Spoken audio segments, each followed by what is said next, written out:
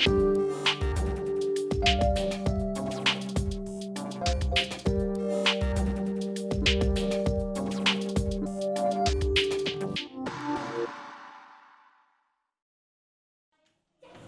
a gente tem visita, por favor, hein?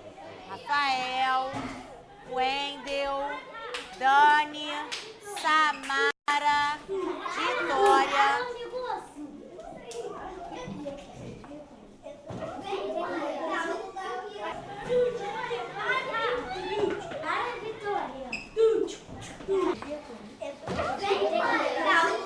Vai sentar no lugar de vocês.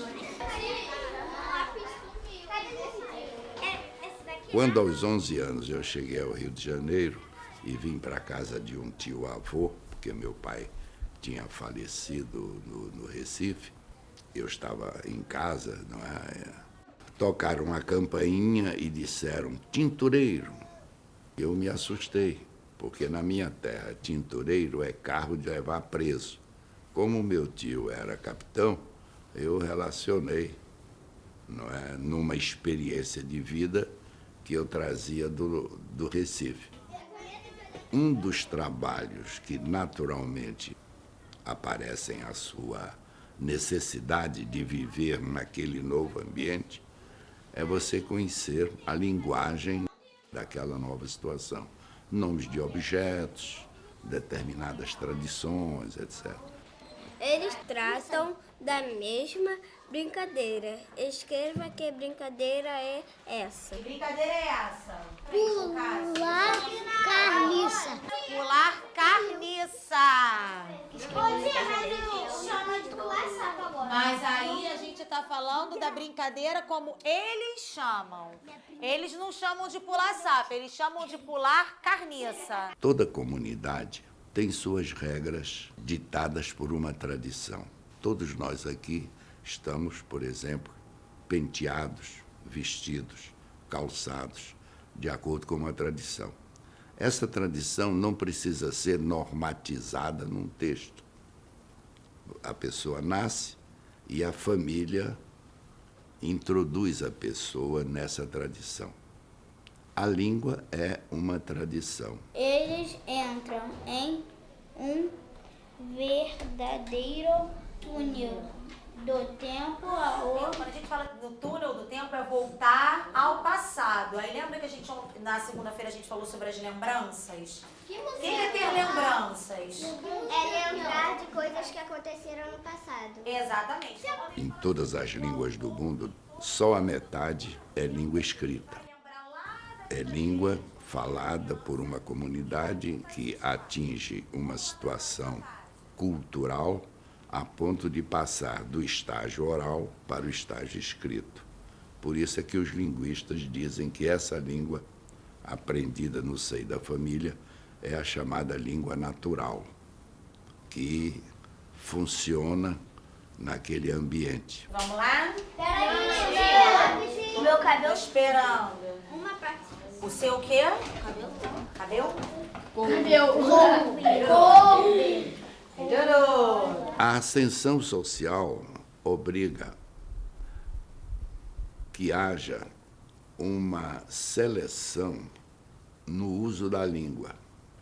E o conjunto dos fatos que constituem esta seleção, num ambiente mais nobre, num ambiente de cultura mais, vamos dizer, sofisticada, não é? Isso se chama norma. Então, a norma culta nada mais é do que uma etiqueta social.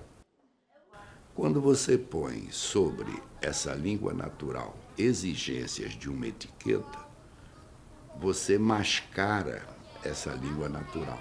É como uma mulher que sai do banho com o seu rosto natural, mas quando vai à rua, ela se pinta, se produz de tal maneira que às vezes há uma diferença grande entre aquele rosto que saiu do banho, natural, viçoso, não é? E aquela mulher que sai à rua, pintada, totalmente decorada, não é? Para o seu convívio social. Quando o aluno chega à escola, ele chega com a mesma naturalidade da mulher que acabou de tomar banho e sai para se maquiar. Então vamos pensar numa frase que fale sobre brincadeiras de criança. Nessa tela tem brincadeiras perigosas. Sim. Pode ser. Antigamente, o professor recebia o aluno monolíngue, isto é, falando a língua de casa. E o professor queria que este aluno saísse da escola também monolíngue, isto é, falando a língua da escola. Hoje eu vou apresentar para vocês essa história, O Patinho Feio. Mas vocês têm um conhecimento prévio dessa história? O que será que tem nessa história? Hoje, o professor que tem uma visão linguística mais séria, mais bem dotada, transforma o aluno num poliglota dentro da sua própria língua. Isto é, ele veio com a língua de casa, a escola lhe apresenta uma outra modalidade e põe à disposição do aluno já duas modalidades. Então eles chegam aqui com aquela coisa do familiar. Nimim, tanimim, truce, comendo, bebendo. A gente entende, né? Mas você vai falando certo para eles, né? E eles vão vendo a gente falando certo, né? Ah, tia, eu acabei. Tá, eu acabei, né? Eu fazia, eu fiz. Às vezes realmente eu corrijo. Não sei nem se estou indo pelo caminho certo nesse sentido. Mas eu acho necessário. Não assim, você está errado, não é assim.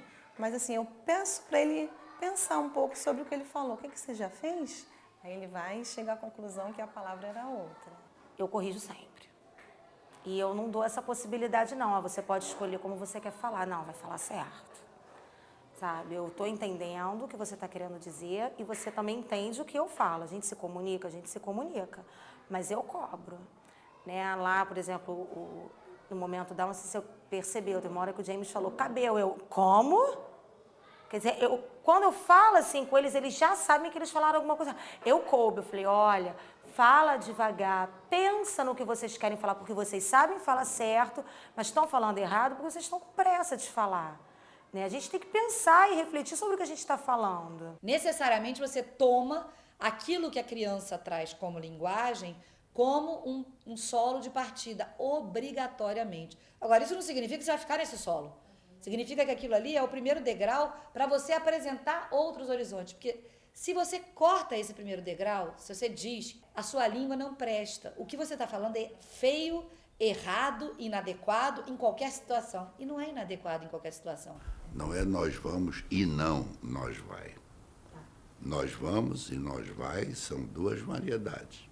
Não é uma questão de tolerância, é uma questão de caminho didático mesmo. Reconhecimento daquilo como língua verdadeira, língua viva e mostrar que, em certas situações, é como disse o Celso Luft há 1000 anos atrás, não é adequado você ir de biquíni para o municipal e nem ir à praia de smoking. Então, o professor terá que conviver com as duas normas e a criança percebe que se nós pegamos o peixe, é uma forma que ela vai usar a vida toda, enquanto nós pega é uma forma que tem uma circulação mais reduzida no mundo da linguagem, ela é suficientemente inteligente para usar aquela que ela não erra nunca. Cadê um patinho diferente? Ali! Como é que a gente concilia o respeito à língua do aluno com a necessidade e a oportunidade de ensinar a norma culta também, para todos?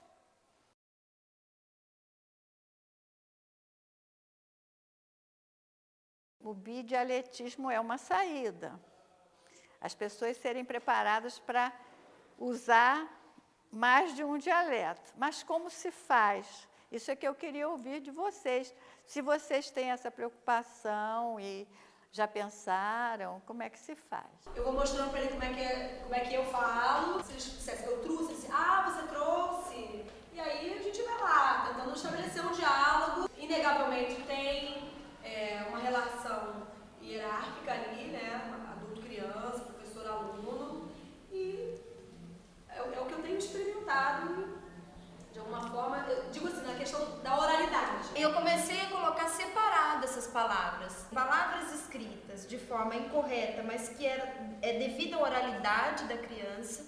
Então, que ela escrevia da maneira que ela falava. E palavras que ela falava tranquilamente, né, como todo mundo fala, mas que ela tinha alguma dificuldade, ou de regularidade ou de irregularidade da língua. A norma ortográfica não era clara para ela. Eu comecei a colocar separadas essas palavras. Não erre mais, aí fique de olho na língua, põe a boquinha, né, como você fala, fique de olho como você fala. Coloquei lá e comecei a colocar, não erre mais. Aí punha as palavras e punha a forma que estava escrita, que era a forma que eles falavam, né, e a forma que é aceita, né. Bom professor alfabetizador deve estar, isso já se fala há muito tempo, colocando no quadro tanto as regras que estão sendo seguidas pelas crianças, com paradigmas mesmo, você declinar. Então tinha lata e a criança não conseguia escrever lama, porque lama é outro fonema, né? E ela não estava ainda com essa questão de que o A não era só A, que o A, às vezes, em determinados contextos, era an, né? Ou seja, antes do M, quando ele vem antes de uma sílaba que vai começar por N, vai começar por M. Então, você tem que fazer essa regra. A primeira regra é que o A é A. Então, você vai botar um monte de exemplos no quadro. A segunda regra é que o A é AN também, mas em alguns contextos. A criança vai identificar. O que é que faria o bom professor? Vamos ler esse trecho. Quando fui à escola ou quando fui à cidade, e depois no comentário gramatical dele. Repararam que o livro diz fui à cidade? Normalmente, como é que nós dizemos? Todos eles dirão, eu fui na cidade. Estão vendo? Fui na cidade. Mas reparem que o livro disse fui à cidade. Com os verbos de movimento, você pode usar tanto a preposição em como a preposição a, sabendo que há uma distinção de nível de língua. Quando você quer usar na língua escrita, você dirá fui ao cinema, fui ao teatro, fui à escola. E quando você quer continuar na língua espontânea, você dirá fui no cinema, fui na escola, etc. Veja bem, o professor não desprezou a modalidade da competência linguística do aluno, mas colocou ao lado dela uma outra modalidade, e essa segunda modalidade vai servir para o professor distinguir uma língua mais policiada e uma língua mais livre, mais espontânea, mais informal. Aí o professor já começou a mostrar um momento da variedade linguística.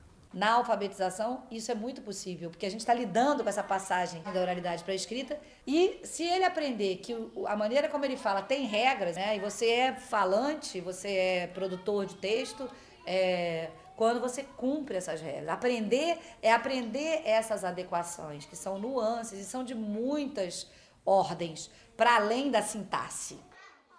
Mesmo a pessoa analfabeta, que nunca foi à escola, portanto, um adulto que estiver dentro da sua oralidade, porque não vai estar escrevendo, ou seja, dentro de qualquer momento de produção de linguagens, sempre há regras. Aqui um atrás do outro, pulando sem parar. A obrigação da escola é fazer com que as crianças se desenvolvam linguisticamente, que elas passem a ser produtoras de textos que tenham necessidade na vida social. Se o texto é uma entrevista para um emprego, ela tem que fazer as regras daquela situação comunicativa. Isso é que a escola tem que ensinar. Se o texto é escrever um bilhete para a mãe, se ele virar caminhoneiro, botar uma boa frase de para-choque de caminhão, né? Convencer alguém, se você for vendedor. O outro queria o tipo o quê? Caçador. Que é uma coisa que eu vivo dizendo aqui, a gente tem que alimentar as crianças. E uma das maneiras de alimentar as crianças é com a literatura, né? Não é preciso ter sido uma princesa ou ter visitado um palácio para imaginar essas coisas. A literatura nos permite experiências vicárias viver como se fosse. A gente vive o lugar do outro, a experiência do outro, a paixão do outro, a raiva do outro, o ciúme. São experiências fortes que a criança não precisa viver na realidade. A mulher com o seu gatinho, com a sua galinha. É a galinha cacarejar. Como é que a galinha cacareja?